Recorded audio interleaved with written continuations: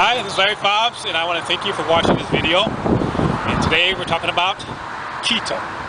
What it is because it's the latest buzzword. So, like I had recorded my other videos, we have Thomas DeLear, who is one of our coaches. He also has a website, he's a trainer and things like that. But he's on board with us with this product here, the Ketogen 4. This right here is the only true fat burner product for keto on the market. Also, when you purchase this product, you can be part of a Facebook group. Because a lot of people are trying this, they're using it, and they're getting a lot of results. They say, yes, this is a real fat burner. And it doesn't take much for them to start losing fat. So Thomas DeLear, he's going to have some subjects, and we're going to present them every now and then. And he's going to talk about, okay, how to use it, when to use it, what kind of results you're getting, what have you. And so that's what this intro video is all about, to let you know that the following video is going to be him talking about a subject on keto. Also, we have a board of certified doctors who also are part of this, because this is a very important product, it is very beneficial, and is very effective. The best fat burning product on the market. So once again, thank you for watching this video, and watch Thomas describe other features of keto. Okay, until then, take care. Sure, when you're in ketosis, you can find a lot of different snacks. You can find different things that are going to fit the macronutrient profile of ketosis. But what you really have to be paying attention to is the right balance of omega-3 and omega-6. That's why I've put together this list of my 5 favorite ketosis snacks. And I'm not just talking about specific brands, I'm talking about foods in general. Foods that are going to give you the abundant fat profile that you need to truly stay in ketosis and truly thrive in a ketogenic state, not just merely survive in a ketogenic state. So without further ado, let's get right down to the science and right down to the food list. The first food that's on my list is good old-fashioned macadamia nuts. And if you've watched my videos before, you've probably seen me eating them or at least touting their benefits. But today I want to go into detail about how they have a specific fat in them that does some extra cool things. I'm talking about palmitoleic acid, also known as omega-7. Omega-7 does some interesting things in the body. You see, it's not like a typical fat. Omega-7 stimulates enzymes that actually help your body burn and utilize other fats. So what that means is it can help your body burn the fat that's coming from white adipose tissue. See, in our bodies, we have good fat and we have bad fat. Good fat is brown fat. Bad fat is white fat. We want to burn the white fat. So macadamia nuts containing that palmitoleic acid help us burn and utilize that white fat so that we don't end up storing it. Now, to add insult to injury, macadamia nuts also have a nice balance of omega-3 to omega-6, a 1-to-1 ratio. And just so that you know, omega-6s are extremely inflammatory, and a lot of nuts and a lot of seeds have high levels of omega-6s, so we don't want to be always consuming those. Now, another thing we have to watch out for, of course, when we're consuming meats or anything like that, if they've been consuming grain or they've been consuming soy, they're going to be super high omega-6. So naturally, we have high levels of omega-6 in our body, but we need to switch that over to omega-3s in order to feel our best and actually have the mental clarity that we want on a ketogenic diet. You know, the Cleveland Clinic actually even found that palmitoleic acid, the omega-7, actually reduces inflammation. What they found is that those that were consuming omega-7 for even just a few weeks had a 44% reduction in what's known as C-reactive protein levels. C-reactive protein is probably the primary master indicator of inflammation within the body. So when we're looking at ketosis, sure, we want to burn fat, we want to feel good, but we also want to be making sure that we're taking care of inflammation. Now, the next one that I want to talk about is going to be sardines. And you're going to think I'm gross, and this one isn't for everybody, but the thing with the sardines is they are probably one of the highest natural sources of omega-3s that you're ever going to be able to find. And to add insult to injury, they're specifically high in docosahexaenoic acid, also known as DHA, which is specifically food and fuel for the brain. Now, what we have to remember, the brain, if you were to actually weigh it, 8 to 10% of the overall weight of the brain comes from omega-3s. So yes, our brain thrives on omega-3s, but specifically DHA. So even if you're getting omega-3s from another source, they may not be the same as if you're getting them from something like sardines. Plus, they're easy to grab and go, they're easy to find at any store. You may not be the best friend of the person sitting next to you on the plane if you dive into them, but when you're at home or you're alone in your hotel room, they're a perfect little snack.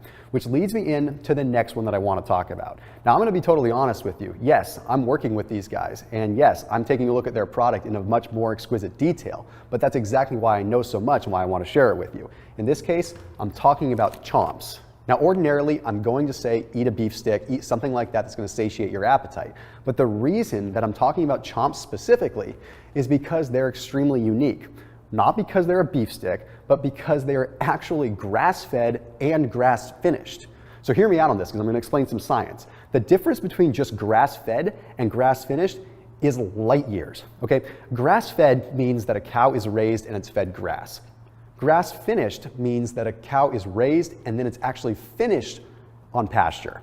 Normally, people actually move the cattle into the slaughter and end up actually feeding them in a feedlot just like every other cow, which means you're getting all the omega-6s, but it also means that the cow's not exactly living a very humane life, which quite honestly, that plays a factor in things. We do have to be cognizant of that. Now, additionally, when it comes down to inflammation, there's a protocol out there known as the Whole30 protocol. You've probably heard of that. In order to get on the approved list of the Whole30 protocol, you have to pass a pretty rigorous group of guidelines to make sure that you truly are an anti-inflammatory product. So remember how earlier I was talking about the omega-3s and the omega-6s? Well, it's very hard to come by a food that is portable, that is also grass-fed, grass-finished, and has high levels of omega-3s. That's why if you're going to have a beef stick, you want to have something like chomps versus just going to the grocery store and getting something that has a bunch of gluten and a bunch of preservatives in it. Now I'm going to add something in there, and it's not because I'm trying to be pitchy or weird, it's because it's something that's actually near and dear to me. Chomps is the only shelf-stable meat stick that is actually non-GMO project verified.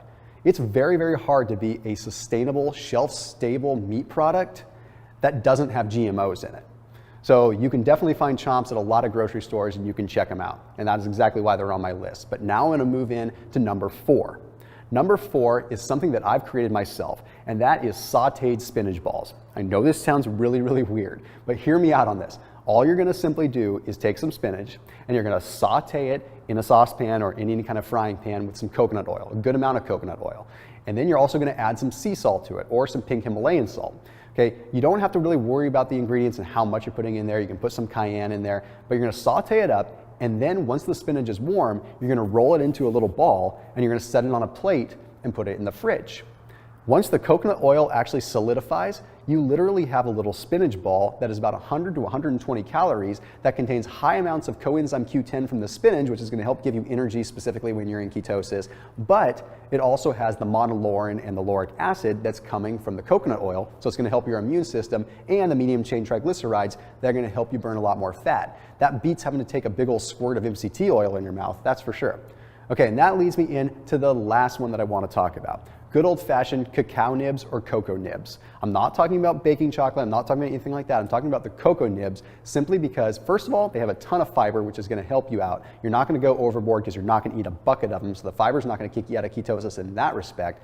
But they're also super high in phenylethylamine, which is very, very good for boosting your mood. And one thing you need to know about ketosis is when you actually limit your levels of carbs, you limit the amount of tryptophan that can get into the brain because insulin regulates how much tryptophan goes into the brain.